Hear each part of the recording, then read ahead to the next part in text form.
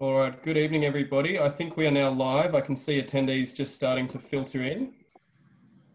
So I'll make the first of a couple of welcomes while we just get underway. Oh, we've just hit double figures in attendees. Okay, I think we're getting there. I'll just give it a moment for the numbers to stop climbing too quickly. Great to see the turnout and welcome everybody.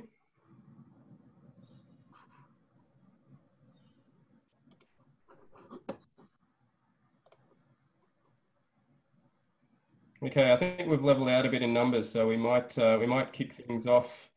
Good evening, everyone, and welcome to the inaugural CIBSE webinar as we work around everybody's current social arrangements, and we're very happy to sort of have tried to move the ethics revisited course onto an online platform. I'm very shortly going to introduce Harris Moratis from the CIBSE New South Wales Committee, who is going to do a little bit of housekeeping for us, as well as introduce our speakers as well. So by way of warning, we have tested this a few times, but we are hoping everything will go as smoothly as it during our tests. For those that are online, you do have the opportunity to issue some questions via the Q&A. We'll see those come through. The team, if they want to pause to answer those, can. Otherwise, we'll circle back around after the presentations and address them then. I can see a few comments coming through with greats to be here. So lovely. Everyone seems to be in a happy place. Without further ado, I'm pleased to hand over to Harris Moratis to introduce the session proper. Thanks, Harris. Thank you. Can you hear me? Yeah? Yep. So good afternoon, everybody. And as Bill said, welcome to the inaugural webinar for CIBSE, taking place on some very unusual times that we are facing today in the world. Before we start, I would like to acknowledge the Gadigal people of the Eora Nation, on whose land we meet today. I don't know if you're calling from interstate or from not the Gadigal land, but I would like to pay my respects to the elders, past and present, and also to Aboriginal and Torres Strait Island peoples here today. So before we start with our esteemed speakers, some of the CIBSE housekeeping announcements. First of all is we have the CIBSE House membership briefings that guide you to one of the many paths towards a professional goals, a chartership. And always you can speak to one of the CIBSE committee members for a briefing and some updates of how to register yourself for your team. We have the annual CIBSE NZ Young Engineers Awards. We were due to take place in July in New South Wales, but due to current situation, we have to reschedule this for late 2020. However, the entry is closed at the 20th of May 2020, and this is an opportunity to actually celebrate the young engineers of the industry. There are 3 different awards: the Mark Griffin Student of the Year, CIBSE NZ Graduate of the Year, and Jack Perry Young Engineer. Please follow the link at cibse.org.au for any more details. And also, if you're always interested in building, to build your technical knowledge, CIBSE provides a host of free accredited lunchtime or evening CPD sessions. However, there will be webinars, but plus please find more information at cibse.org.au. And we'd like to also thank Constructive for our continuous support and sponsor for our events. Constructive provides total talent solutions, recruitment and services. And without further ado, so ethics. Ethics is, for me, it's a very important subject for the industry. raising lots of questions of the decisions we're making in our professional and our personal life. And I think it's important, and it's a very logical time to talk about ethics. And we have two of the most esteemed speakers, experts with expertise in ethics in the industry, two different points of view as well. One is Dr. Dimitri Podger, who's going to give us a more general view of what ethics and what values means from that perspective. And then Scott is going to take us through the legal perspective and some of the case studies. So what I would like to do first is introduce Dr. Dimitri Podger, and I would like every guest to, or speaker to introduce themselves, give us some bio of the exciting and amazing things they'll be doing, and impress us with their experience. So I'll hand it over to Dimitri, please. Thanks so much, Harris. It's wonderful to be here. And thanks everyone so much for being on the webinar tonight. Scott's going to actually run first, so it's quite a good pathway. I'll introduce myself and then hand over to Scott.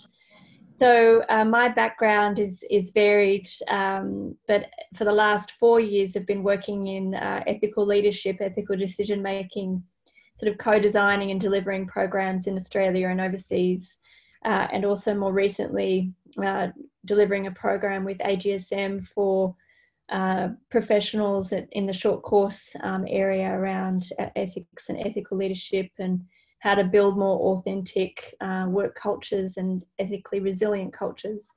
My company is Barassa, and I work with organisations to really get clear on their ethical foundations, their purpose, their values, their principles, and figure out how to activate those for their unique context. It's wonderful to be here with you, and I look forward to sharing my part of the presentation after Scott. I'll hand over to Scott. Thank you, Dimitri. I'm just trying to get the old the share screen thing happening. Oh, here we go. I just hit it on the right window and hit share. There we go. And hopefully that's kind of working. Can you see my presentation? Excellent. Thank you. Well, hello everybody, and I was so looking forward to having a drink and some canapes with you this evening, but it is lovely to meet you online. I don't know that I can get a window up that shows questions, Andrew, do you know? Anyway, I'm a lawyer. I'm a partner of Harding Redlich, and in the construction infrastructure projects and procurement team. So I do a lot with construction contractors and also in the engineering space, and have done throughout the last 20 years. I'm also, and I think this is a big reason that that Harris asked me to join in this evening, I'm a member of the New South Wales Law Society's Ethics Committee, because legal ethics has its own rules and regulations and other things that we need to sort of abide by, and it intersects quite nicely sometimes with ethics in engineering. I also do a lot in procurement. We're doing a lot with modern slavery at the moment, actually, which also touches on this in terms of just doing the right thing globally, and have been doing lots of things with procurement for many years. Now, by the way, I also was going to pay my respects to the traditional owners, but I don't need to, because my area and Harris's area are the same, so he has done it by Andrew is going to, he's a colleague of mine, a solicitor who works in the team, is going to take us through some case studies after I have taken his opening slides, and then Dimitri is going to pick up and provide her. If anybody has got any sort of questions or comments on the way through, then please feel free to pop them through on the Q&A, and we'll decide from here, once we see them, as to whether we start a conversation about them or whether we wait. Okay. There we go. So this is what I'm going to be talking about. And I'm always called upon by the partners here to give the ethics presentation to the partnership and our clients every year because of my role on the ethics committee. And one thing that lawyers have to do is we are actually required to have 1 hour of ethics every year, just as part of our ongoing continuing legal education requirement, which involves about 10 hours if you're just a normal solicitor, 20 if you're a accredited specialist. And we need to do 3 hours in 3 different areas, one being ethics. the other one being sort of just general business, and the other one in workplace, health, safety, and human resources and those kinds of things. So an hour in each of those. So ethics is taken very seriously for us. I also know it's taken very seriously for engineers, and to the extent I can, and I've spoken with a number of engineers over the years, I will be putting it in the engineering context this evening, as will Andrew when we come to the case studies. Okay, so I'm going to be taking us through what we mean by ethics, because that's sort of a good place to start. I think all lawyers tend to start with any presentation with definitions. And so we'll go through ethics and what we mean by it, but it's something that's interesting to sort of ask of yourself. So if you might want to spend the next minute or two before we get to the slide on what we mean by ethics, thinking to yourself what you think of when you think about ethics, or how you would define ethics. We're then going to have a quick look at ethics in different contexts. We're going to look at a slide or two on the Governance Institute, which is an interesting study that's done every year by the Governance Institute, which looks at the trustworthiness effectively of different professions as viewed by society. And I'm going to just have a look at that's a couple of slides on that and some statistics and where sort of engineers and so on fits into that. We're going to look at codes of ethics and case studies for engineers. So that's the journey we'll go on for the next half an hour or 20 minutes or so, after which. So what does ethics mean? Well, I should also say, because this reminds me of it, that I do quite a bit of work with probity, which also people don't always know exactly what it means. But a lot of the definitions of ethics pick up on the definitions of probity. Got a couple of different definitions here. Got the first one, the Macquarie Dictionary definition, which defines ethics to be a system of moral principles by which humans are judged good, bad, and right and wrong. So it's fairly subjective and would vary society to society, maybe group by group, country by country. So there's, and we'll come on to this in the next slide. The whole concept of ethics usually is it's a sort of system of generally adopted rights and wrongs, goods and bads, moral compass, what feels right, and so on, as opposed to laws necessarily, although there are times that those things intersect. We then have another definition, so there's 3 or 4 as there typically is in a dictionary. It's got a few definitions. Then another one is the recognised rules, in quotes, rules of conduct. And so for us, as I say, lawyers, we are bound by the Legal Profession Act. They have solicitors' conduct rules, as they're called. And engineers have got codes of ethics prescribed or written in to various places. The American engineers, which I'll take you through their code, the Australian and CIBSE's own principles of ethics. So the recognised rules of conduct, again, applying to a society generally for things, but also to a specific group on a group by group basis. There are other definitions, and there's the St. James Ethics Centre, and that's been around for a long time. I've done some work with that centre, and Simon Longstaff, I think, is still there, but he and I have had some conversations over the years about ethics as it relates to various things. And their definition is ethics defines the best option as the one which best achieves what's good, right, and consistent with the nature of the things in question. So I suppose for many things that sort of underscores how hard it is to define this in many ways, and also how subjective it is, or how it differs depending on what perspective you're looking at, what group you're talking to, or talking about, or what that group's actually doing. So it's best achieves what's good and right and consistent with the nature of things in question. So that's how they define it. Then move on to a sort of intersecting Venn diagram or intersecting circles, where we've got this sort of embodiment of ethics in the middle, which is the larger circle, and then a couple of smaller circles, some of which are ethics and some of which are not. So we've got, for example, the law of the land and following the law. And there are times when being unethical and breaking the law are the same. So, for example, committing murder is unethical and it's also against the law. But arguably, depending on your own personal point of view, at times of necessity, exceeding the speed limit by a few kilometers an hour is technically breaking the law, but it's probably not ethical, probably not unethical, I should say. So there's a kind of interesting view to look at in that regard.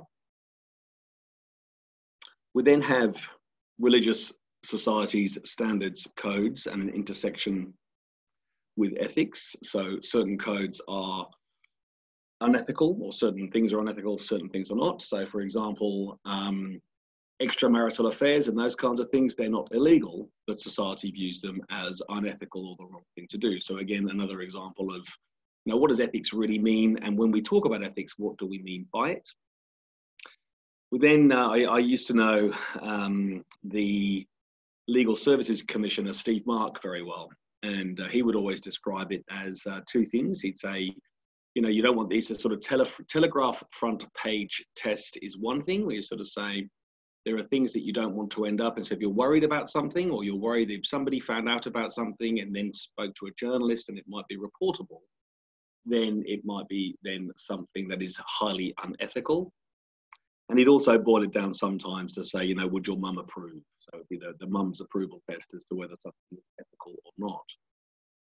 And then in the far right of this circle, we have engineers' duties codes, like we would have legal services type rules. And so some of those things go to ethics and some go to engineering standards of building in order to achieve whatever it is we want to achieve. And sometimes they intersect and sometimes they don't. That's sort of where ethics lives more generally in society, and then just ending on where it lives for engineers as a profession. Now we'll look at the Governance Institute and the Trust Index. So this is an interesting study that's done every year, which you can look up yourselves if you'd like to, or I can send you a link if you'd like to contact me. I'll be happy to do that. And it goes through a whole series of slides and statistics, and I've just taken out some things that I find interesting. For example, the most trusted, and what this does basically is give a positive and a negative trust index score. So the more positive you are, the more trusted you are, and the less positive you are, the less trusted you are. And the most trusted people around are ambulance workers, who are positive 83. Followed closely by fire services, or firemen, firewomen, who are positive 78. That was last year. I suspect they'll go up this year, having regard to what we saw at the beginning of the year. And it does change every year quite a lot, as we can see. So business sector, then real estate agents, I think no surprise to anybody, they're negative 21, so they're not very well trusted. Telecommunication providers, negative 5. Upsets me a lot, but lawyers aren't all that well trusted, I'm afraid. So we're -2, but that's up from last year at -9. So after a decade or so, we might get to where the ambulance people are, we'll see. And farmers, they are well trusted. And again, given what we're going through at the moment with food issues and so on, they may well come out of all of this thing be even more trusted next year than they were this year. But it's interesting how these statistics. Banks and finance, accountants are quite well trusted, +30. Retail banks, not well trusted at all, -15. And that will also go down next year, I'm sure, with some of the Royal Commission's findings and front page news we've seen in the first and second quarters of this year so far. Lastly, government, not well trusted. Nobody trusts government. Local councils do the best. Federal government does the worst. And states sort of somewhere in the middle. So government's not all that well trusted. We don't have an actual number for engineers as such, but we've got a few things on here. Where is it? The Engineers Australia, there we are, 4th down. So we're 4th down there, and the net score is 60 +60, up from last year's 46. Net score 2018, sorry, last year's 44, up 2 to 46. So we're at +46 for engineers. So engineers on the whole are pretty well, sorry, I got that wrong, 50. You're at 50, last year was 54. So you're at 50 this year. So engineers do pretty well, certainly compared to lawyers, for example. But again, some things, and it does change year on year, that have happened of recent times may, in Australia at least, reduce that. We'll see what the industry feels or society feels having regard to things like Opal, lacrosse, and other things like that. And Andrew's going to take us through a few case studies, one of which will be the Opal Towers issue that we have. You know, these things have a direct impact on the extent to which society trusts and the ethics index, the trust index that you end up with. So we have got as lawyers anyway, legislation, regulations and standards and conduct rules. And if we breach them, basically we can have our license to practice removed through misconduct. So that's lawyers. Engineers, the obligations or the ethical requirements and conduct rules are not so prescribed and don't lead to such draconian consequences, but nonetheless, there are codes and codes of ethics. We've had a look and we've got some from America from about 40 or so years ago. The American Society of Civil Engineers came up with a series of codes of ethics. It's useful to look through those, and we will. And it's also then interesting to see how it relates to the Australian engineering school as well. So first off, on the codes of ethics for American Society of Civil Engineers, engineers shall hold paramount the safety, health and welfare of the public, and shall strive to comply with principles of sustainable development in the performance of their professional duties. Sustainable development. And there's been a bit of work done in sustainability over the last sort of few years. We've had sustainable procurement, for example, an international standard come through on that, ISO 20400 in 2017. And sustainability is increasingly recognised as time goes on, which is good, and obviously entrenched, embedded here for the engineers' codes in the first one. Engineers will perform services only in their areas of competence, so you should only do what you're good at. I think my parents used to tell me you've got to stick to your knitting, so I think that's a euphemism we can use for that.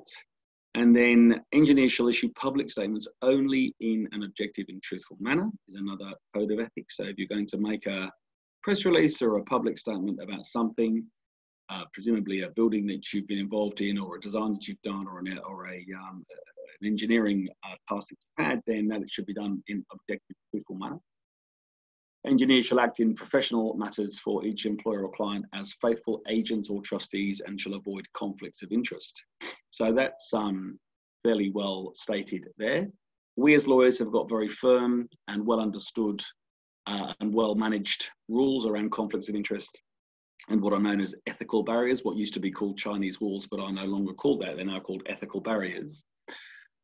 And we just simply cannot involve ourselves in matters where there is a legal conflict of interest, and that is acting for effectively more than one party at a time on the same transaction. And in fact, we also can have problems around commercial conflicts where we act for a party on one transaction and act for another party on a different transaction related to the transaction that we're working on for party one. So conflicts of interest pop up all the time and are not that well understood. We have an absolute black and white prohibition on certain conflicts.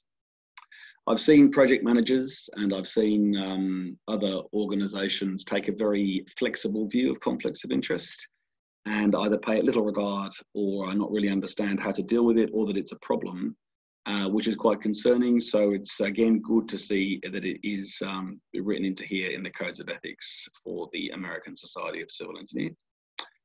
Next one, we have engineers shall build professional reputations on the merit of their services and shall not compete unfairly with others. So that's a nice statement, a nice code to live by. Moving on, there's a few more for our friends in the US. Engineers shall act in such a manner as to uphold and enhance the honour, integrity and dignity of the engineering profession and shall act with zero tolerance for bribery, fraud and corruption. So again, that's very good. And we have seen instances of bribery and fraud and corruption in all sorts of areas and countries over the last little while.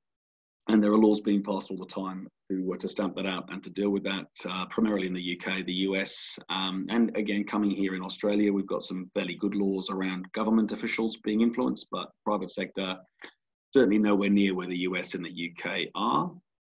But you can see how an engineer may be subject to being bribed or committing fraud, either through colluding, for example, with other organisations to win work, or maybe being subject to payments to sign off on something that may not be of the engineering standard that they would like it to be, but may be bribed in order to give something the certification despite the fact it isn't really there. I'm sure that that is something that engineers would not do, but it's something you can see that you could be subject to somebody asking you to do that. Much like we as lawyers are asked sometimes to sign things off, certify a witness, or falsify documents, and you just simply cannot do it. Next one, engineers shall continue their professional development throughout their careers and shall provide opportunities for the development of engineers under their supervision. And the next one, engineers shall, in all matters related to their profession, treat all persons fairly, encourage equitable participation without regard to gender or gender identity, race, national origin, ethnicity, religion, age, sexual orientation, disability, political affiliation, family, marital, or economic status. So that's all about equality and non-discrimination. There are laws around that, obviously, but it's great to see, and we have a similar professional conduct rule as lawyers, actually, that also goes to this, which is about workplace harassment and bullying and equality, just like this. So that is consistent and obviously goes to ethics more generally. Now, Engineers Australia has got some bullet points or some motherhood's aspirational statements around ethics and codes, and they can simply be summarised and distilled into 4, being demonstration of integrity, practicing competently, exercising leadership, and promoting sustainability. So that's what that is. We've got your organisation, the Association of Professional Engineers. We have some codes here.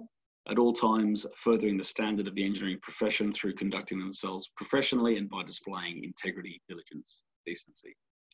Then making sure you uphold safety, health, and well-being of the community. Then practicing solely in their areas of competence and communicate to relevant stakeholders when the scope of work falls outside the area of competence. And then understanding the environmental impact of engineering services and adhering to environmentally sustainable practices. Now, before we get on to the case studies, I just want to make a couple of other points and general points, I suppose. One is, you know, what if you don't do that? So what if you don't follow those codes? As I said already, lawyers are subject to being struck off, so that's fine for us. But where does it leave you? And I don't know the answer to that, to be perfectly honest, but it's an interesting question to ask, which could have a number of answers. For example, are you being negligent in doing your job or undertaking your services if you don't follow an understood, well-known and generally known code of practice or code of work that you should be following? And, you know, negligence is something that you certainly could be accused of and comes with a standard of care and a duty of care. You certainly have duties of care to a number of people and entities when providing your services, not just your immediate counterpart in your contract, but all stakeholders, occupants, future visitors, etc. There's duties of care everywhere, and you need to fulfill your services to a particular standard of engineering and also perhaps more broadly into the ethical realm as well. So could that lead to an argument around negligence by your person to whom you're providing the services? Question, arguably yes, and to future occupiers, yes. So that was one thing I wanted to just raise is, you know, that's all well and good. We've got those codes and we've got those standards, but, you know, does it pass the who cares test professionally? And what happens to me if I don't follow them? That is an interesting question. The next issue and question is I talk to engineers and I talk to projects, and I understand that at times as engineers, and depending on whether you own the organization that you work in or whether you are just an employee, for example, and then where you fall in the pecking order of the project, you know, your ability to influence certain things can be minimized or difficult. So it's nice to have these aspirational codes around sustainability and observance of equality and so on, but there's only so much that sometimes as somebody involved in a chain of a project can actually do or influence, and you don't necessarily want to put your employment or commission at risk in that regard. So that's another interesting thing to sort of think about. And the other thing is, you know, what action perhaps might you take when you're confronted with something that at its heart you don't really agree with? And there's a few things that come up here. One, is, you know, are we building something here that's dangerous and is going to kill people? Obviously, that is terrible, and we'll look at some case studies that go to that. If we're just not ticking off and complying with the building codes and other things where we know it's absolutely safe and secure. So that is one thing. And I was told by a colleague recently that the saying, "on your head be it," came from Roman soldiers when they built bridges for the platoons to march over. The designer of the bridge had to stand under it whilst the platoon marched over it. So they were pretty sure they designed a bridge would withstand the weight and the stress that would be put on it. So that is one interesting anecdote about where those things come from, and that goes to safe engineering. But then there goes to a point of saying, well, you know, I don't want to be involved, or perhaps some of you don't want to be involved in a project that is negative for the environment or the community, or more broadly the society. And again, your codes would go to some of that. But again, you know, is that something that you have some control over? Is that something that ethically and morally concerns you as a professional, or you just sort of turn up, do the job you're told to do and go home? And that can present some challenges for people as well. And everyone sort of approaches that in their own way and in different ways. So those are just a few closing comments and observations before I hand it to Andrew to take us through 3 or 4 case studies. Hi everyone, my name's Andrew, as Scott mentioned, and I work in Scott's team assisting construction and procurement questions and advice on contracts, mostly in the front end space. So we essentially draft contracts and advise on contracts. Just want to take you through the case study, which you may or may not have heard of in Melbourne, the Westgate Bridge, which is quite a fantastic site now. If you have been to Melbourne as of late, or you do live in Melbourne, you'll see the bridge there, and it sits over the Yarra River, and a lot of people probably don't even know that there was a collapse. Just getting a bit of background noise there. Just put yourself on mute. Sorry, that would be great. Look, this bridge collapsed in 1970. And it was quite a tragic event. It's actually said to be Australia's worst industrial incident in all of its history. It ended up killing 35 people and injured 18. And I think the worst of it was actually a lot of people that were in the surrounding areas that were impacted, as well as people that also died that were on the bridge when it collapsed. And so, if you don't already know, that the bridge is quite long, it is, should I say, 2,582 metres in length, and it's about 58 metres above the water, so it's about 190 feet. And it was only 2 years, so it was 2 years into the construction that the bridge actually collapsed, and it was between 2 piers. It was that it actually fell about 50 metres. So it was quite a significant height and quite a significant fall. And it's around 2,000 tonne that fell into the water, and it caused a huge explosion. There was gas, there was dust, and just metal and everything that shook, even meters, hundreds of meters away, it was said at the time. And when there was actually an investigation into it, the government called a Royal Commission. And we all know of the latest Royal Commissions now, financial industry that's just gone on, and there is going to be one in the bushfire that have recently come up. There's been called a Royal Commission into that and into aged care. So I guess it is a significant thing for something like this, for a Royal Commission to arise. And out of that report that was done, there was 2 causes, and essentially they said that there was a structural design.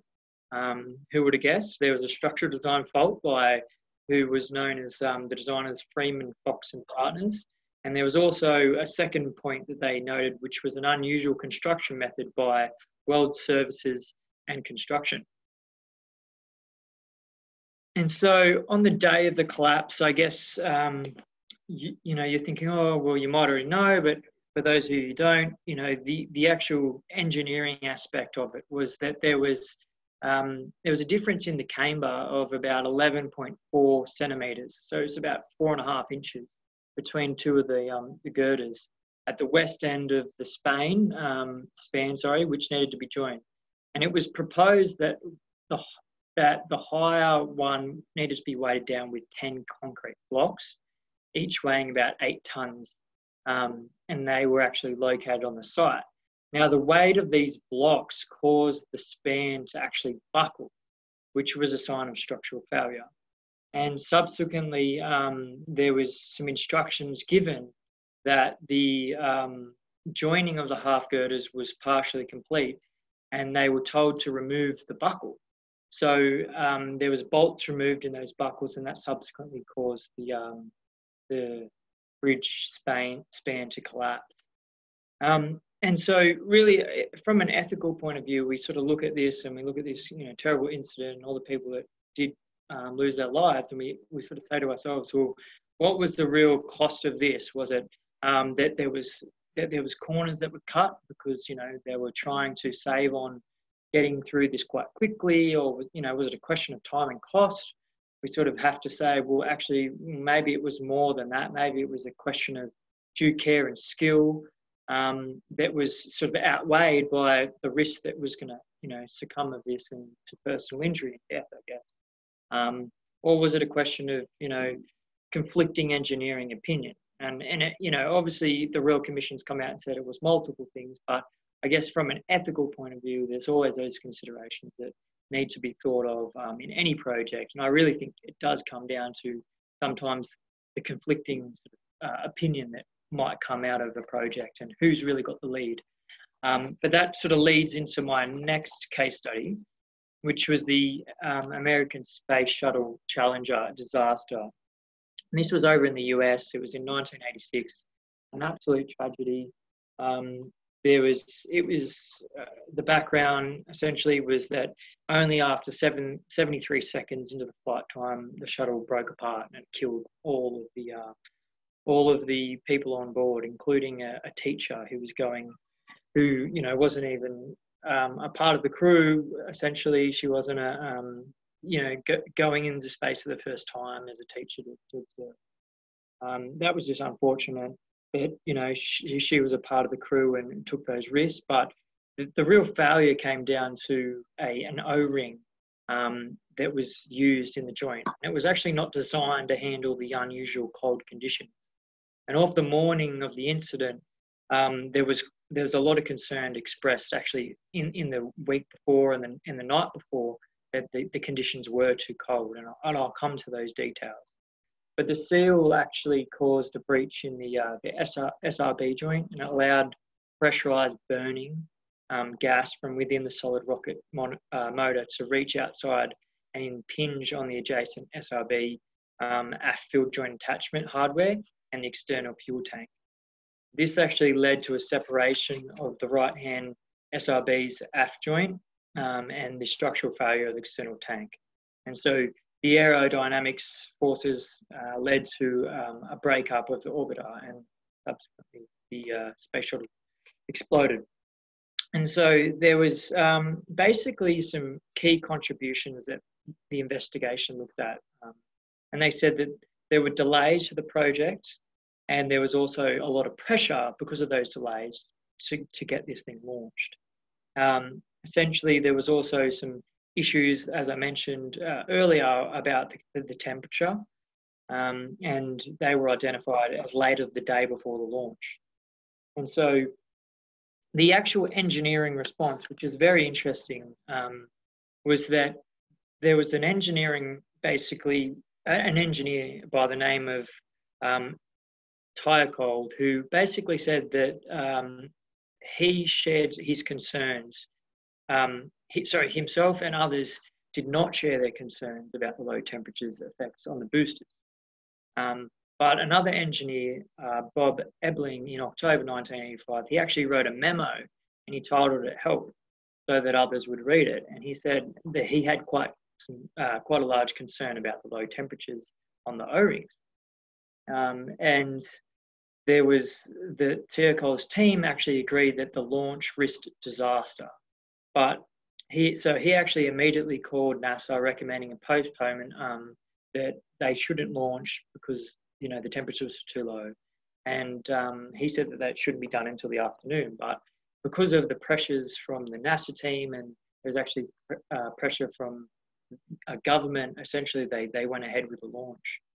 And so this really brings up an ethical dilemma for engineers when you look at it holistically, that there was concern raised and nothing was actually done. And it comes back to what I was saying before about conflicting duties, conflicting, responsibilities. If someone's sharing these views, then how come they're just put under the table and not given a real thought and opinion as to whether that could cause significant risk to persons, or, like in this case, death. And so it really comes back to the standard of care of engineers and being aware that there is negligence in their actions if they fail to do something, or if they do something in a negligent way. So the final case studies I'll run you through is the Opal Tower in Sydney, which you, I'm sure, have all heard of, and it's all throughout the press, and a great case study to the recent times of engineering failure. If you haven't already heard of it, it's a 36-story tower with 3 basement levels below the ground. It comprises of 392 residential apartments, and it was a crisis that happened on Christmas Eve on the 24th of December 2018. And the first instances occurred when residents heard some quite loud noises coming from the building, and some reported that they heard large bangs. And so upon investigation, basically the building, there was a report that came out subsequently after everything occurred, but all the residents on Christmas Eve were evacuated immediately from the building, and they were told not to go back in, that there was a risk to their safety. So once a report was basically prepared, it came back that some of the key issues here were the as-constructed hob beams, and the panel assembly was actually under-designed. And when they looked at it, it was actually not in accordance with the National Construction Code and the Australian Standard for Concrete Structures. And this was out throughout a number of locations in the building. And there was further analysis done to say that after the initial design, that there was some grout there was grout throughout through partial joints of the hob beams, and they were actually grounded out, and this caused a significant amount of stress on the hob beams on level 4, 10, 16 and 26. So there was just significant pressure throughout the whole building. Obviously not in accordance with the code. It's going to cause some real headaches. So the actual construction and material deficiencies likely precipitated the observed major damage to the hob beams on level 10C. And they said that the electrical conduit and reinforcing steel in the cover region and also in a panel repair. There was also some damage on the level 4A.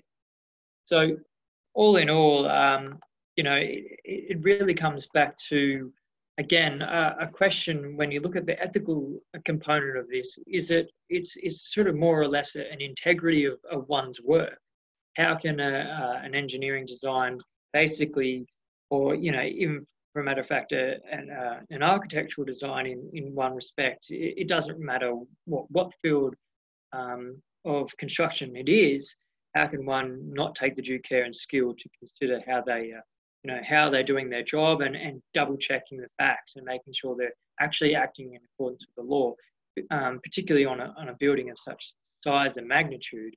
And I guess it also plays into not necessarily just what the engineers have done outside of, I guess, the construction, but it's also the site managers and those people that are conducting the project, that are working to the plans, and also making sure that they are aware of some measures that should be in place, I guess, as a double cross-reference and check.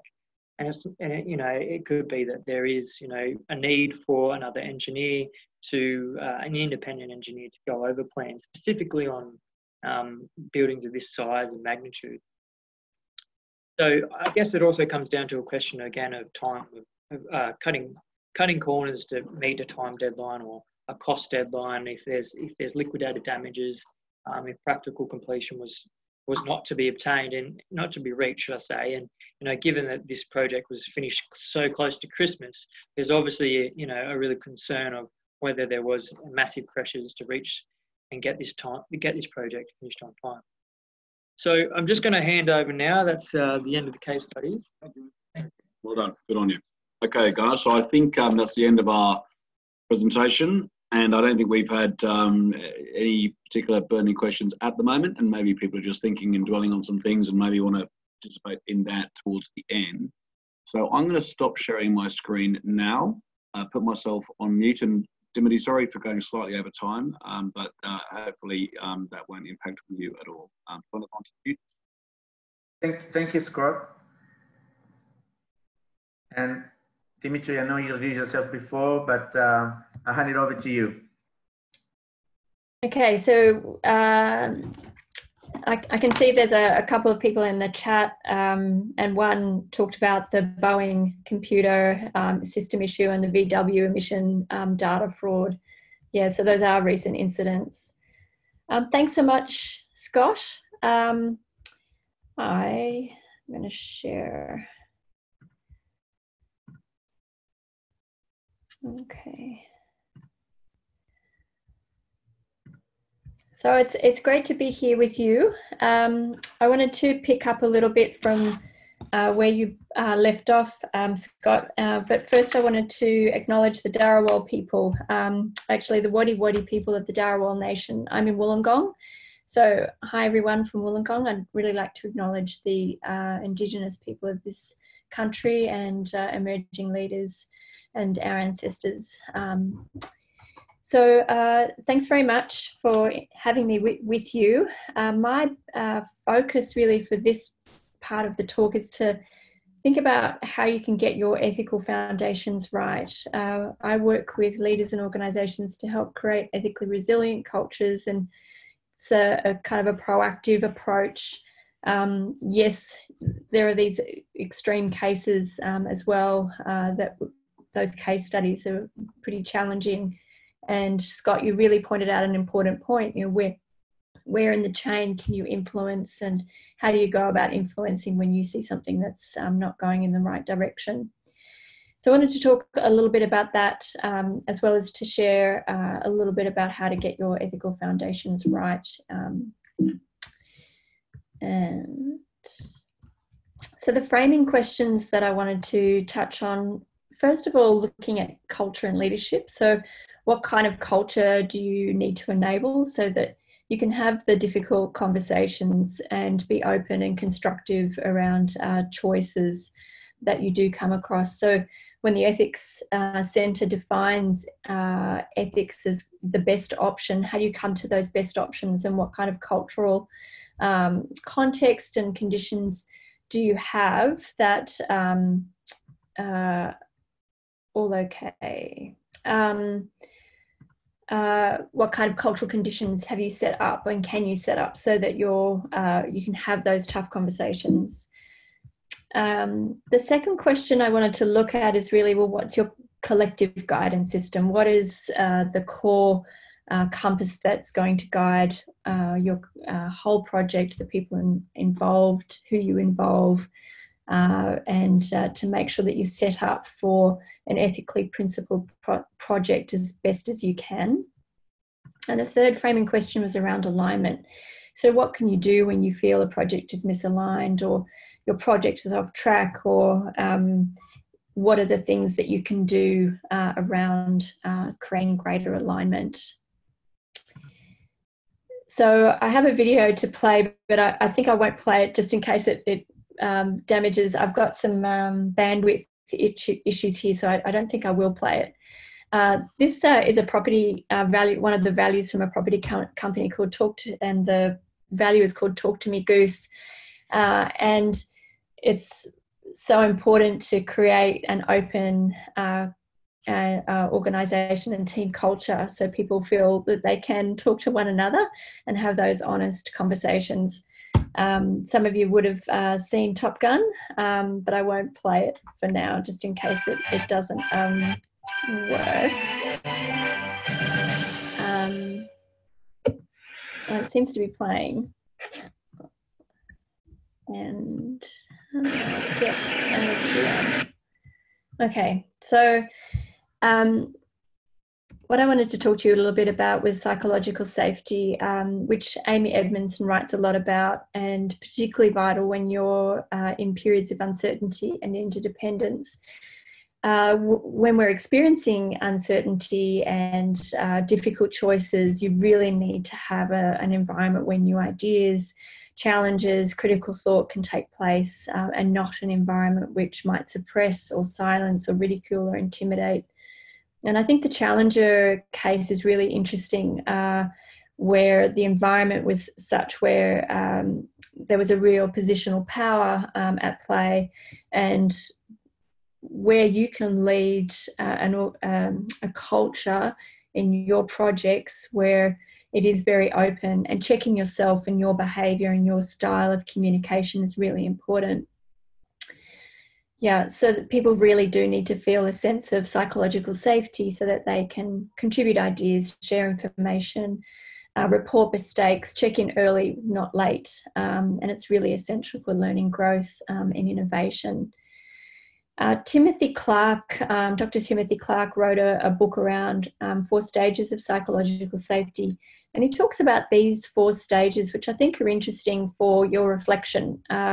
Member safety are individuals who are joining a team. They may be junior members of a project.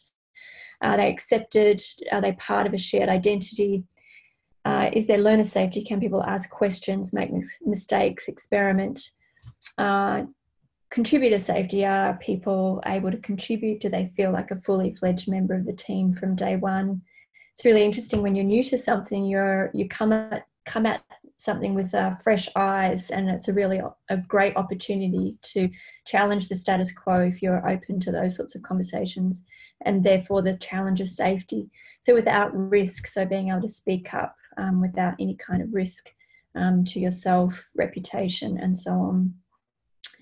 It is interesting, this is a Gallup poll from 2017, and it said that 30% of employees agreed their opinions count at work, which is really low, a really low number.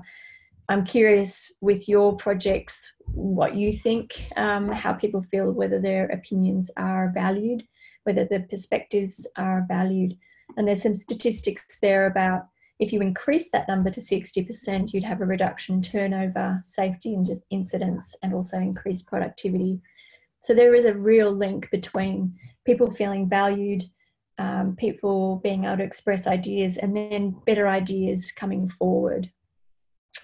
So is it a time for review? So what do you need to do as a team leader or a member to create that kind of culture of safety? Is it open and honest? Is there curiosity in innovation happening?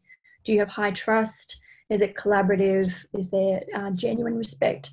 And each of these elements are really important for building the foundations for a resilient culture, an ethically resilient culture. This is just a dummy kind of questionnaire that I've put together in the past, and it has kind of questions around openness, trust, respect, and so on, where you can kind of check in on whether there is that kind of collaborative culture going on in your organisation or project. So that was the first part. So culture and leadership, and how you're setting up the foundations and the environment for your project. The other thing is, the second part I wanted to talk to you about was how do you set it up so that you can execute ethically principled projects that really resonate with all stakeholders. I'm a big believer in really formulating that collective vision, purpose, values, principles, that compass right at the start with as many people as possible. So automatically there's a sense of ownership and commitment, resonance from the get-go. So this is kind of a map that I work on with clients that I work on with businesses and leaders. And when you're looking at systems integrity and resonance, you really do need to get clear on that core, the purpose, the values, the beliefs, principles, getting clear on what your stakeholder impact goals are, environmental impact, and then working it throughout your entire system. So integrating your compass globally throughout your organisation and out into whatever stakeholder touch points that you have.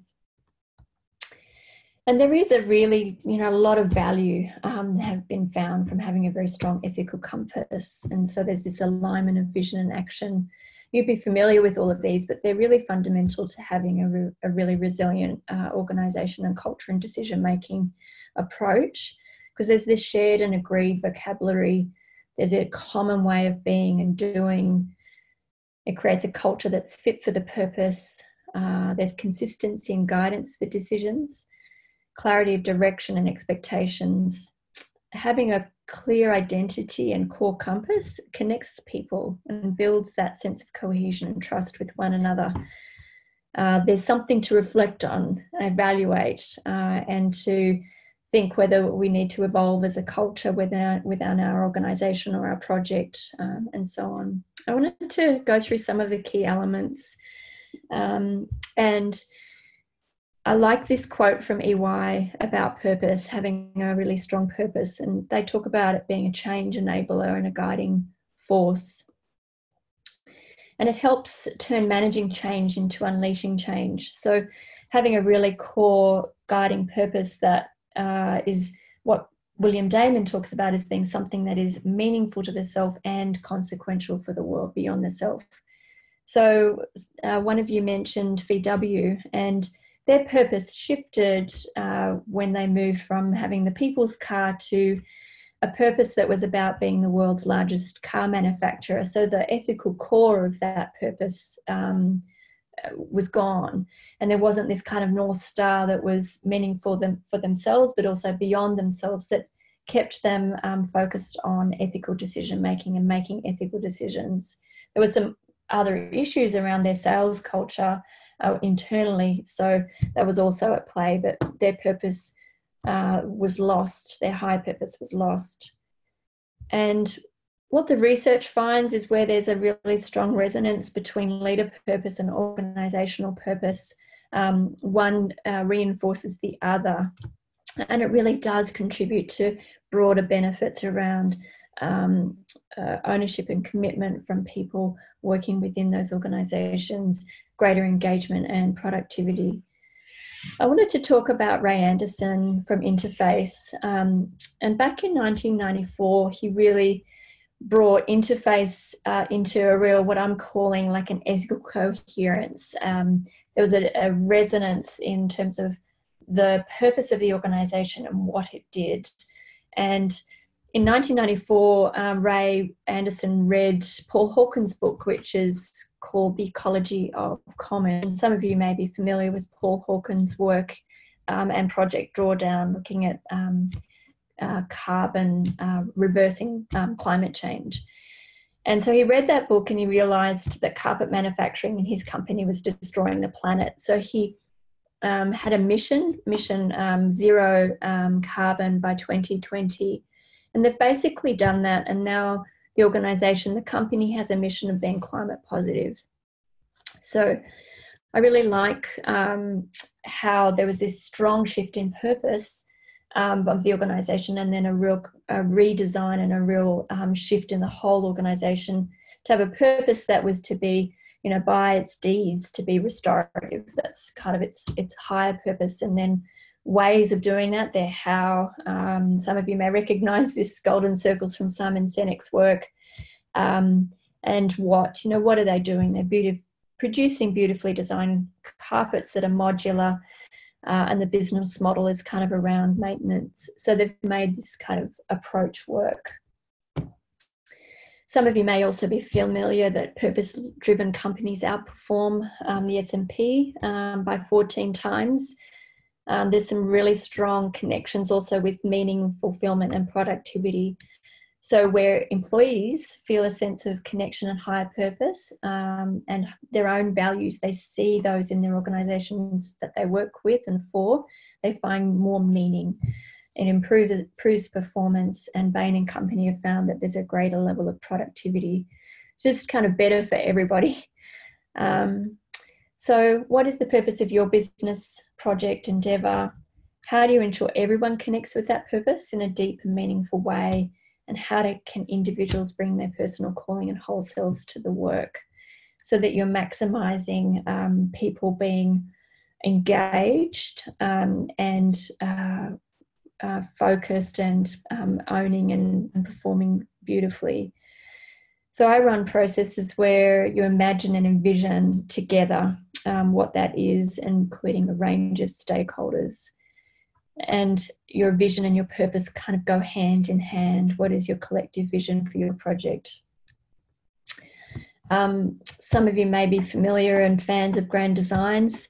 I really enjoyed this particular episode of Grand Designs, which was creating a hypoallergenic home, which was really to provide a safe place for the lives of the family's two sons who were extremely allergic to everything.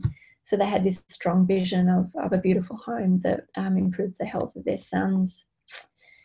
So the other part of a core compass is really this importance of values, beliefs, and principles, and getting really clear on how you're going to be and do together, how you're going to make decisions, what are your priorities, what are your biases, what might be resulting in misalignment in your projects. So getting clear on your compass and then reflecting on any misalignment and mismatch and what are you going to do about that.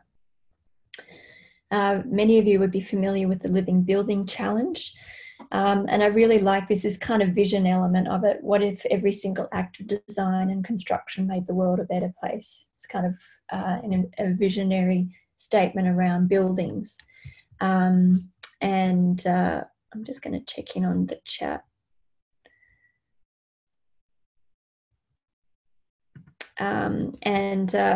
So they have a very clear set of petals, which I really like that alignment: place, water, energy, health and happiness, materials, equity and beauty.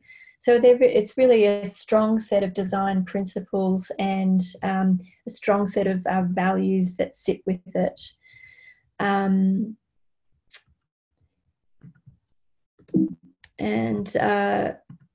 This is an example of one which also for me has this resonance and ethical coherence. It's the Centre for Sustainable Landscapes, the Phipps Conservatory and Botanical Gardens in Pennsylvania, and it achieved Living Building Challenge certification. And I really like this alignment between purpose, values, principles, and the form, the design. And it's very coherent. The decisions are clear that you would make. There might be trade-offs and negotiations within it, but it's a very clear set of boundaries that people are working within when they're making those decisions. I wanted to also show you an example of a temple that's based in Chile that won an international prize. It's the Royal Architectural Institute of Canada. And in particular, this building was reflective of these particular values: unity and diversity, justice, respect, equality, and inclusiveness, not just from a social perspective, but also from a materials and construction perspective. And so this prize is for works of architecture that are judged to be transformative within the social context. So I can hear someone speaking. You want to ask a question? Is that Sharon? So I really like this. This is a kind of a ecological community, Dhaka.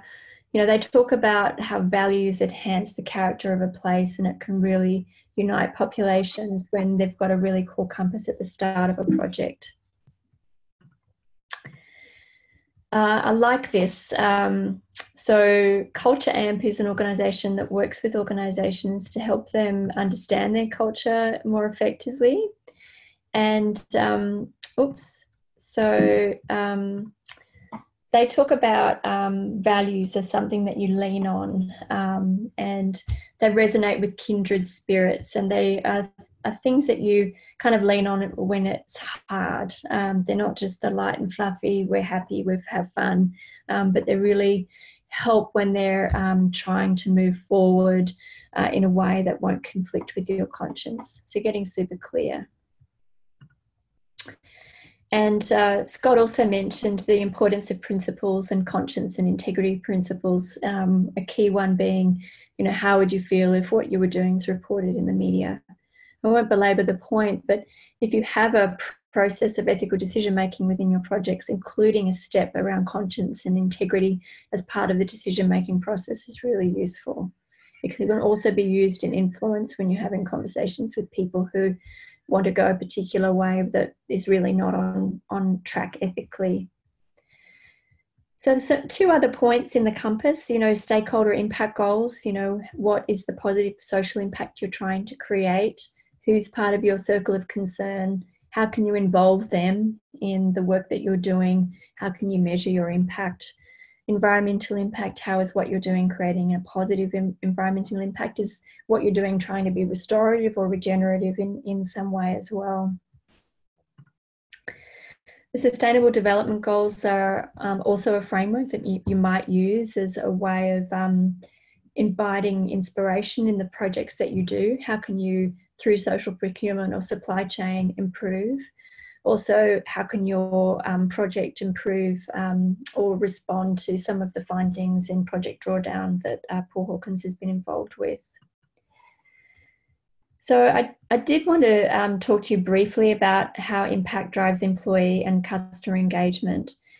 These are just some of the statistics, and I think as you're wanting to retain and keep and attract really good people on your projects that are aligned with your purpose and your values, you need to really think about being on track. And so I think this statistics is interesting. 51% of employees surveyed won't work for a company that doesn't have a strong social and environmental commitment. And I think when things might be going off track in those particular areas, these statistics are really important to share.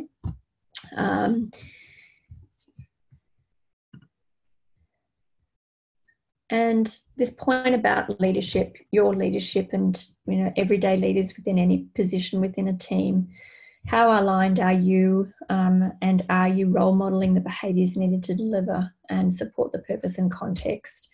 What is your leadership approach?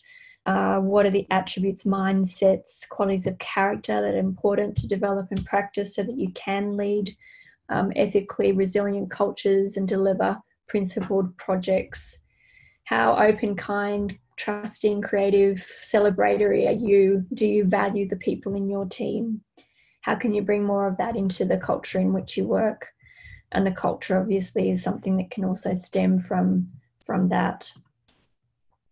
Of course, you've got your strategic and operational systems, and how aligned are they? Are they delivering on this higher purpose? Is your governance and decision-making approach helping you live the values and principles and purpose that you've set together, and so on? So getting a really integrated system is really important. How empathetic is your design with customer needs? How aligned is your solution with their particular needs and interests? Who are your partners? How aligned are they with the purpose, values, beliefs, and impact goals that you have? Are they involved in creating the vision and purpose for a project? And also your suppliers. How can you actually deliver your impact and your purpose through those particular suppliers involved? So what can you do when you feel a project is misaligned with your own or the project's ethical compass? What happens when there are cracks?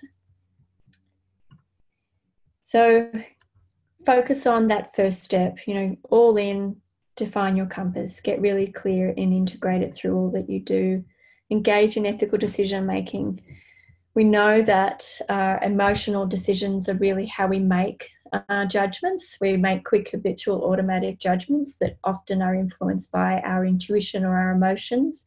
And if our cultures have a fear-based element to them, we are less likely to voice our concerns. We know from the research around ethical decision making, you need cognitive analysis, but if you just base your decisions on cognitive analysis, you will probably make less ethical decisions than if you rely on your moral intuition and gut. So get clear on what drives you, what triggers you, and build that psychologically safe environment. Think about creating a decision support tool, and this one is trust. This is from Rolls-Royce, from their code of ethics. There's some good things about this decision support tool and some poor things, but it can really activate your ethical compass and provide people some guidance as they're making decisions either on their own or collectively. I think this kind of practice of having an action learning environment is important in creating an open, honest, collective learning context. So Heiligenfeld and Resources for Human Development are two examples where they have reflections on specific topics. So like conflict resolution, dealing with failure, practice of values, and so on. So there's this Tuesday, every Tuesday, Heiligenfeld, that's in healthcare, they have a Tuesday reflection. Resources for Human Development, based in the States, have values meeting, and they do that bi-monthly.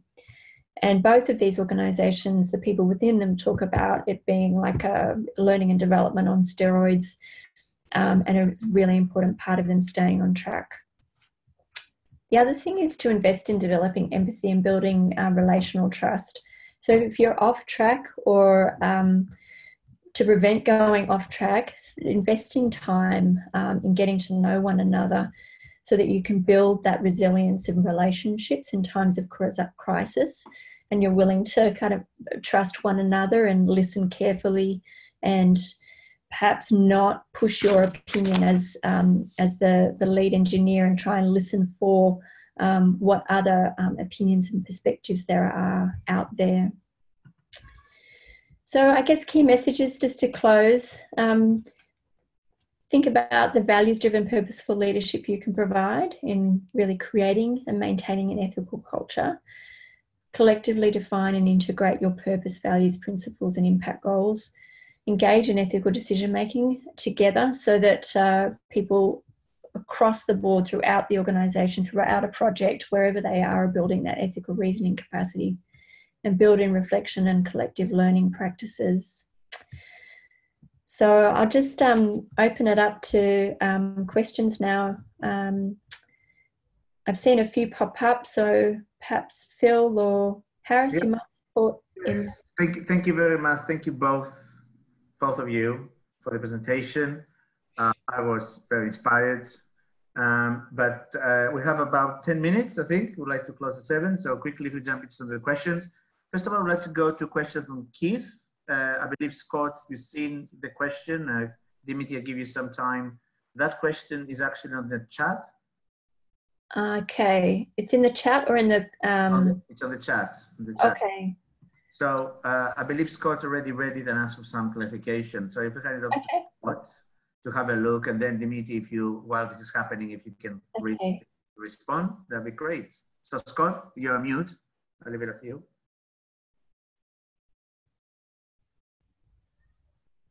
It's a very specific ethical dilemma. Thanks, Harris. It's having a read. So you go, Scott. I'm just catching up. Oh, that's all right. I can. Why don't I wait for you to do that, Dimitri, rather than distract you? Just take a minute to read it over. There's a bit in it, a bit to think about, but I'll mute, and we'll just give you 60, 90 seconds to read over the scenario, and then we'll talk about it.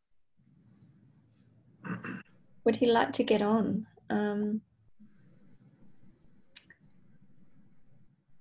While the panelists are digesting that one, I might jump into one of the Q&A questions. Sean Williamson raised a short and sharp one, which might give you something to think about too. Is integrity or competence more important to improve our contribution as an engineering institution? I have a personal view on this, but I'm not what people are paying for, so... But keen to hear everybody's views on that one as well. But I come back to a bit of a cliche. It's a good cliche that I've once heard in a quote, which is, if you have integrity, nothing else matters. And if you don't have integrity, nothing else matters. Yeah, I just as a quick response to that, integrity or competence. So competence is a dimension of integrity or at least trustworthiness. So what are the dimensions of trust? Competence is one of those. And it's hard to be trustworthy if there isn't that strong level of competence and ability to do what you're doing. And it features in respect as well. Are you respected? Competence is important and part of that. So it's a dimension of integrity, doing what you say you're going to do, being able to do the thing that you've put your hand up to do. So I think they're very intertwined, those two elements. And your integrity, if you put your hand up for something without, caveats that you might need support, that there's, you're going to damage your level of integrity. So they're very intertwined, trust, integrity dimensions. This feels like a law question, Scott, to start with. Your one, yeah, that one on the side. I know this because that's why there's a lot of it. On the integrity and confidence. It's interesting, I suppose, and it's if you're dealing with a client who is like competent, knows what they want, but lacks integrity, and you're an engineer that perhaps also doesn't have the integrity that you should, then that I suppose competence just floats up, and it shouldn't. So it's sort of, I think they're both obviously very important. As to what's more important, it would be very good to treat them as subsets of each other so that they travel together. So I hope that we can continue to do that. And in some ways it comes back to abilities to influence as well. And, if you have integrity, for example, and your client doesn't really care about that, then do you put your commission at risk, or do you vote with your feet? Is another sort of interesting issue that I know challenges some people from time to time. Mm-hmm. Now, yes, it does, doesn't it? I suppose. In terms of it being a legal question or issue, I think your person who you work with, director, is. There's probably some employer-employee type breaches or improper behaviour going on here in any event. So technical part of a property acquisition. So it's a conflict of interest, a strong conflict of interest through. Has that? He hasn't identified it, and he's trying to sort of influence the decision of the person. Keith is asking the question in terms of dropping a line of inquiry, but putting pressure from one side on him to do that from another, and it really clear conflict of interest. But the question comes back to, well, what can you do about that? Do you say, clearly you should just say, I'm not responding to this and all those sorts of things, but that takes a degree of self-confidence and strength and everything else that not everybody has. But that's the trouble. That's what these people rely on, who don't do things properly, is clearly this person. But it's a great example. There's employment duties that aren't being served. There's conflicts of interest all over this from the director, and it puts you in a difficult position. And as I said, sort of examples I gave were real as well, in terms of junior lawyers being asked, well done, and it's good on you. You did ignore the director. But we have junior lawyers sometimes who report stories, who come to us from other law firms or whatever, and you hear terrible stories of partners or superiors putting pressure on people to witness documents when they have the original wasn't presented to them, just to facilitate a transaction or to do things quickly. And whilst there's no suggestion that the document, there's anything wrong with it, if you're witnessing something, you have to witness it. And it's terrible that people in a senior position, put pressure on those who are in a more junior position to them, but it goes on everywhere. Well, that's great. You made the right decision there, mate. Good on you. Dimitri, do you have an opinion, or so we proceed to the next question? Yeah, I think I'm just going back to the chat. We're still on the chat one. Yes. So with conflicts of interest, there's the general answer around conflicts of interest and the 6R approach of registering and relieving oneself. So there's kind of the different approaches to a conflict of interest in this way. I don't have a specific answer on this particular one. I'm actually having trouble, apologies, as a panel member, digesting and then responding. I'm sorry. That's all right. I mean, quite interesting the points you raised are just there. The conflicts of interest are complicated and not always well identified or understood. Acting as probity advisor, legal advisor on many projects, I often see meetings start with, has anybody got a conflict of interest, deadly silence, and then moving on without anybody actually saying, do we know what a conflict of interest is, which you need to start with. There's a 10 or 15 minute discussion about what a conflict of interest is, about actual conflicts, potential conflicts, perceived conflicts of interest, and they're generally recognised at law. And then as you were talking about the six, the approach to conflicts falling into sort of 6 potential ways that you might deal with it, depending on whether it is actual perceived and the severity of it, which ICAC produced in conjunction with the Queensland Crime Commission in about 15 years ago or so in the Conflict of Interest Toolkit. It's an excellent document, about 100 pages long, and I recommend it to all of you. ICAC have recently produced an update in late 2018 on conflicts of interest. So Independent Commission Against Corruption have got a recently published document all about conflicts, which whilst doesn't do away with the 6R approach at all, and then that is still preserved, sort of simplifies the approach to conflicts in some way. So and the approach to conflicts in terms of that is registration, which is declaration. So just declaring a conflict to the group you're involved in. So saying, look, I've got a conflict here, but staying involved. And then removing yourself from a decision, recruiting somebody else in to assist with the decision, relinquishing the personal interest that you have that conflicts with your public duty, or resigning from your job. And there's one other one which is similar, I think, to remove from the remove, So there's a 6th one. That was 5, but there is a 6th one. So as I say, it sounds like in this instance, one, the director didn't understand what a conflict of interest was, and if he did, he deliberately ignored it. But I hope to think ignorance is no excuse, but at least it's better than deliberate, sort of flagrantly ignoring something that you know is wrong. And then there's a management process that he should have gone through, which is clearly to keep himself well away from influencing something that he has a personal interest in. And what I've done, I think, Keith, is very similar to what you'd have done. I don't think there's no criminal activity that's occurred there. I don't know, there might have been a breach of some director's duties, or maybe there might also have been breaches of employer-employee relationship and Fair Work Commission stuff you might have done if you were an employee, but I'm not sure that you were there.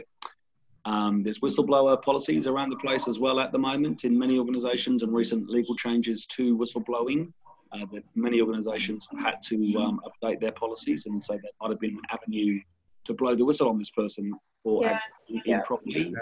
That goes back to sort of bribery, corruption, and just improper conduct. So there's an avenue there to look at, but that's difficult when people are faced with, it's all very well to have the legal avenue to blow the whistle on things, but where does that leave me as an employee in that organisation, or indeed in the broader community where people might know that I've done that? That's challenging for people. Whilst the law tries its best to protect people, there are real factors at play that come over the top of that. But I certainly would not have had any more to do with that organisation or that person as an absolute minimum, but there might have been some other more legal things. So Scott, as a follow-up, I think on the Q&A now, the box, if you look on that, I think there is a related. Oh, really? Yeah, there's a from Paul. Question from Paul.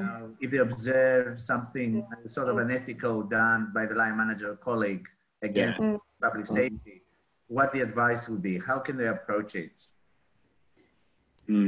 The line manager on one-to-one, they immediately dismiss it or tell them to be quiet. So maybe if you touch on that very quickly as well. Sure. Yeah. So it's like, I guess, what Scott was talking about, if there's a speak up approach within the organisation, within larger organisations, how might they report it to a trusted other in terms of that particular issue? I mean, if it's something that you've observed that threatens public safety, it's against the code of ethics within the Engineering Association that Scott shared earlier. So within the sector, what other lines of within your business, within your organization, what are the speak up channels that you have at your disposal? Is there a code of ethics within your organization? And then what are the other ways that you can approach this from the Engineering Australia kind of perspective?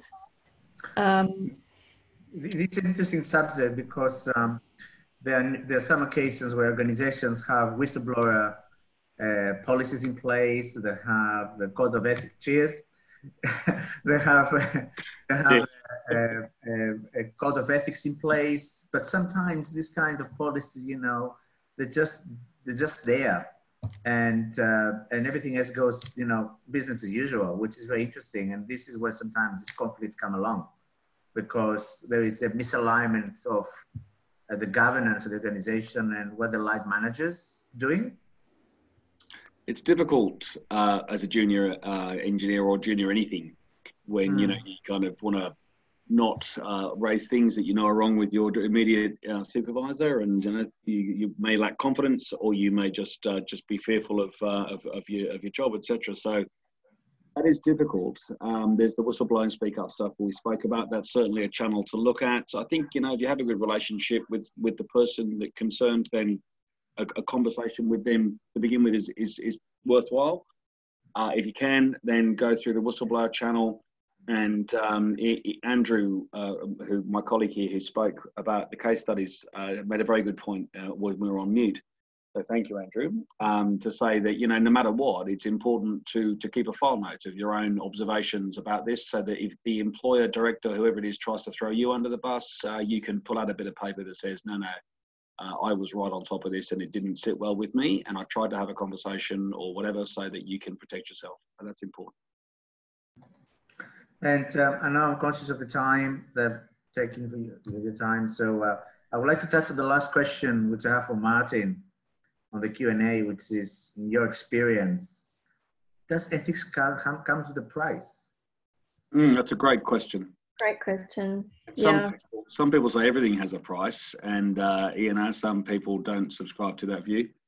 I think from my business, so firstly, and it depends on your own moral compass, I think, in many ways, but you know, if you're personally, for me, ethics doesn't have a price. And in addition to that, in any event, if I were to compromise my ethics, then I wouldn't have a job. So it's a very easy decision for me.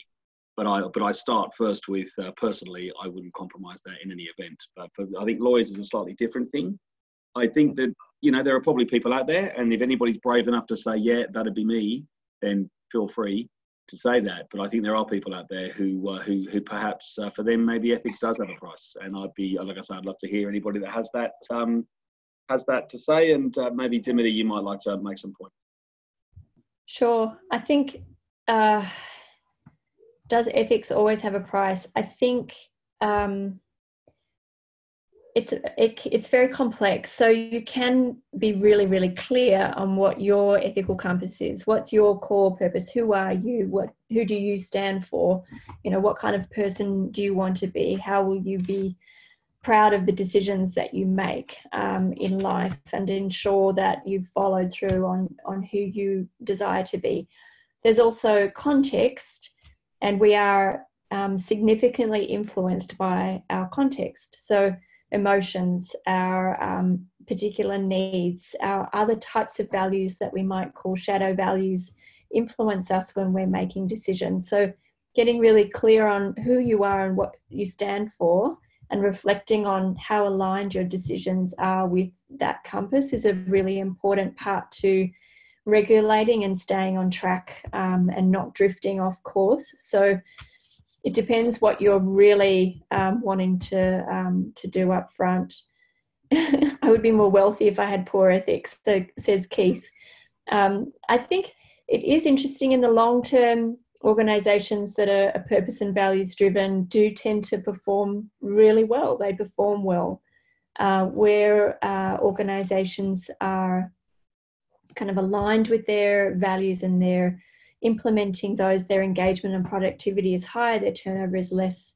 So I don't know how that works in an industry where margins are really tight. So I think, does ethics have a price? And I think Scott's point is right. It's you. You have to make the decision about that, and whether you want to work for an organization that has that.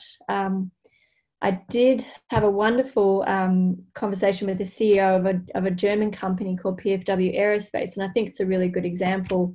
They make aeronautical parts for, they make aeronautical parts, large factory. They were going bankrupt and had about 1,500 people employed, and they were about to lose a contract from Boeing. And the CEO came in and reorganized the whole organization based on how respectful our leaders, managers, foremen, etc., throughout the entire organization. What happened was engagement went up, sick leave went down, stress leave went down. There was a huge change in some of the core variables that allowed them to gain greater efficiencies and regain the contract and increase their employment from 1,500 to 2,500 employees. And the purpose of the CEO was that he was responsible for the livelihoods of the people within the organization. It was extremely ethical. And he said, you don't necessarily implement every value all at once. It's just this gradual process of becoming more and more like you want to be, and gaining ground on those particular values that will keep the organization strong. So being honest and open and respectful and developing a culture like that enables greater ethics. So he would say, you don't just live your values or your ethics when it's okay, when, there isn't a crisis. You lean on your values when there is a crisis. I think it's interesting, one of the comments in the chat from Sean, and this is something that resonates with your presentation, Dimitri, is that Stephen Covey argues trust-based on ethics will reduce cost and time taken in transaction, which I think it's very timely. And just like Martin's comment on his plugin that CIBSE actually is bound by this kind of a code of ethics, and so the market that it can be bought. So I like to believe that the CIBSE operates like that. But I think if you don't have any burning questions. Can I just point to Martin's point? Yes. He says to be bound by the code and that you can't be bought, you need to be a member. So, and I like he's put the link in there to the membership. And it's interesting with the banking and finance oath, for example. So there's a banking and finance oath that individuals can sign up to, and it's a personal commitment. And, some leaders of organizations are saying, well, I don't really want to employ somebody who hasn't committed to that oath. So it does, when people commit to something, a moral framework, a code of ethics, and it's used regularly, it's not just in that big binder with the lever arch that sits there, that it's actually used in decision making and activated, then it does prime. The behavioural research is that it primes people to behave more ethically. So constantly having your values in the conversation and your ethics and your principles for making decisions ever present. Nice one, Scott. Stop that. You prime people. So it's a really important point to sign up. Yeah. So thank you for that. And I think I don't have anything else. Okay. So I would like to offer the opportunity to our presenters to have a closing comment, maybe for our members, for our young engineers, for those who actually have day-to-day ethical dilemmas, and what is the one-liner, what's the inspirational quote or closing comment that we give to them? I'll start with you, Dimitri. Thanks. So my takeaway would be get really clear on who you are as an engineer and what's really valuable and important to you not just from a technical aspect, but from a character perspective. I really like the quote from Catherine Janeway from Star Trek, which is, the future is determined by the character of those of the present. So getting really clear on that and who you want to be, particularly at this time, we have a lot of opportunity. Learning how to influence and communicate will also be really important for you in developing your capacities for influence. Alliances as part of that, aligning with organisations that live their values is also extremely important. Thanks. Scott, thank you. Thanks, Harris. A bit like Dimity's opener, I would say, you know, in terms of your ethical position, I'd start with true to yourself, which comes back to, I think, Dimity's, you know who you are and stay true to that. So be true to yourself, and understanding that ethics extends into all sorts of realms, being doing a great engineering job, so the professionalism with due regard to sustainability, so the environment and the social aspects, and also treating all of those around you with respect from whatever perspective they come from. So I suppose those are my closing remarks, and I've really enjoyed tonight. I wanted to not leave tonight without thanking you, Harris, for putting this on and inviting Dimity and I to participate, and you, Phil, for your support along the way over the trialling of this and the move to the online world we've had to go on. So, guys, thank you very much, and I've really enjoyed this evening. Yeah, thank you very much. Yes, and I would like to thank you as well for the time and your inspirational presentations. I think it has been very valuable for our members and our guests on this inaugural webinar. And I would like to pass it over to Phil for some closing comments. Thanks, Harris. Look, I think we've wrapped everything up really well. Martin, who is the CIBSE ANZ membership secretary, actually beat me to it with directing people, our non-members, towards membership in general. And CIBSE did, as an organisation, have an update to their code of conduct back at the start of 2018, so a bit over 2 years ago, which draws on a number of principles, but all of those are pretty similar to some of the examples that Scott gave in his presentation. So no, look, with that, certainly in the short term, we will continue to run these webinars, rather than face-to-face presentations. I would also keep a lookout for communications for the other states. They'll start to run that too, which can only be a good thing. It effectively means that CIBSE ANZ can effectively share the technical content being produced by each of the different chapters in each state. So we look forward to a few more opportunities to hear from such great speakers as Scott and Dimity in future. Thank you all again, and have a great evening. We have been recording tonight, so we will look at trying to make some version of this available, probably via the CIBSE website. Right, and the members should probably sort of send some ideas in for you for future topics, and love to be involved in anything you've got coming up that I can that I know anything about. That'd be great. Thanks very much. Yeah, thanks. All right. Thank With that, you we'll all. sign off. Have a safe evening. Take care. Bye-bye. Bye.